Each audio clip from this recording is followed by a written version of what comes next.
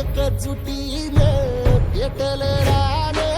तुफान आलं या काळ्या भुईच्या भेटीला हे आभाळ आलं या ढेगाळ माय मातीच्या ह्या डोळ्यात जागली या आस घेऊन हात हातामंदी घेतला लेकरांनी ध्यास लई दिसानी हारल्या वाणी शिवार झालं या